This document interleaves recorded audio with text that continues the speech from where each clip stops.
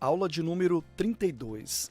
Nessa aula, nós vamos estudar aqui o artigo 28, que fala sobre a sentença arbitral mediante acordo. Mas ao longo das aulas, a gente já vem falando sobre isso, não é verdade?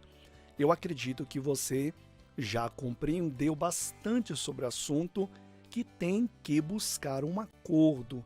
Inclusive, o árbitro ele tem que buscar competência para que possa ter as técnicas de conciliação, né, bem apuradas ali, para buscar sempre em primeiro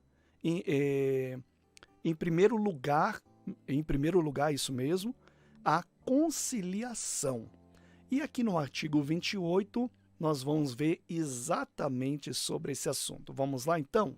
Vamos prosseguindo.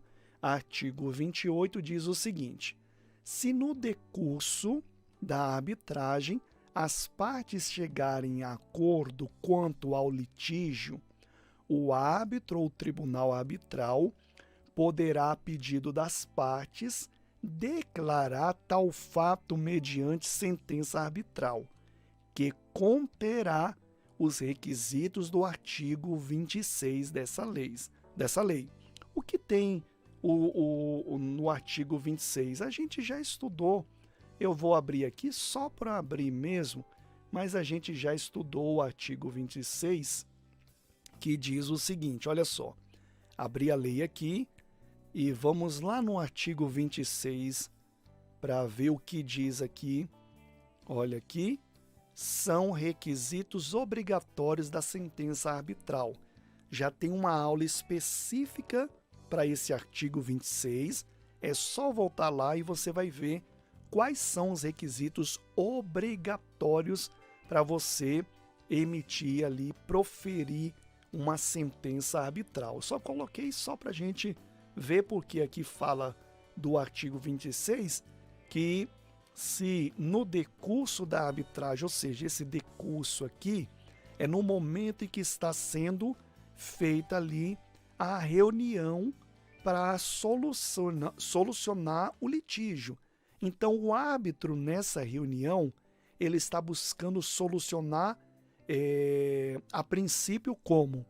Através da conciliação, isso mesmo, através da conciliação. E se chegar em um acordo, o árbitro conseguiu então, né, que as partes chegassem num acordo, ou seja, ele conduziu bem, né? Não que aquele que também não conseguiu chegar num acordo conduziu mal, né? Porque esse não é o critério. Mas a gente sempre tem que se aperfeiçoar para que consigamos de verdade fazer com que as partes cheguem num acordo. Isso você vai ver que facilita, como diz o ditado, meio mundo de coisa. Facilita muito. Eu vou explicar o porquê que facilita. Vamos lá. Então, se chegar num acordo, o que acontece? Quanto ao litígio, o árbitro ou tribunal poderá, a pedido das partes, declarar tal fato mediante sentença arbitral. Então, quando for proferir a sentença arbitral, ele não precisa mais de tanta justificação, né? Não que também precisa de tanta justificação para proferir a sentença arbitral, mas que digamos que ele tem que justificar. Também não pode ter nada. Ele tem que apurar os fatos, comprovar, né, o porquê que está proferindo aquela sentença, por que está decidindo a questão por que ele está decidindo daquela maneira. Então ele tem que justificar. Já no litígio que foi decidido por acordo, que ele conseguiu a conciliação entre as partes, aí o que acontece? Ele já vai ter menos trabalho, por quê? Porque é uma decisão das partes, já foram decididas pelas partes. Elas chegaram num acordo. Então a justificativa dele está baseada inteiramente no processo que ocorreu e que chegou a um acordo. Como que se chegou a esse acordo? Aí então ele vai descrever que teve uma reunião, ou teve duas, ou teve três reuniões, que na reunião, na primeira reunião aconteceu isso, isso e isso, e as partes, né, decidiram mais ou menos dessa forma, na terceira, digamos, só um exemplo, na terceira já chegaram num acordo, e ele vai descrever exatamente o que aconteceu. E aí então ele vai proferir a sentença conforme os requisitos do artigo 26 dessa lei. É só colocar agora as partes obrigatórias da sentença arbitral e descrever como se chegou a esse acordo e está feita a sentença arbitral. Então, ele resolve a questão. Mas aí eu tenho aqui mais 3 tópicos que nos faz remeter a estes assuntos aqui também, quando o árbitro ele consegue o acordo das partes, né? O que vai acontecer? Vai ter uma economia processual. Por que vai ter uma economia processual? Porque suponhamos que o prazo para proferir a sentença é até a data tal. E até a data tal, ele teria custo com isso, custo com aquilo e tal, e já estava tudo lá já, né? Compromissada, se tivesse, porque não é um item obrigatório, mas já estava lá no convencionado, melhor dizendo, já estava lá no compromisso arbitral, mas aí se chegou num acordo antes, e aí o que acontece? Vai ter uma economia processual, ele pode até reduzir as custas. É só reduzir as custas e na sentença proferir a redução dessas custas e distribuir para as partes. Então pode ter até uma economia processual. Isso é bom até para as partes, não é verdade? Porque aí elas vão ter uma economia também por ter chegado um pouco mais rápido nesse acordo e não prolongou ali, talvez para a data lá na frente ainda que estava marcado.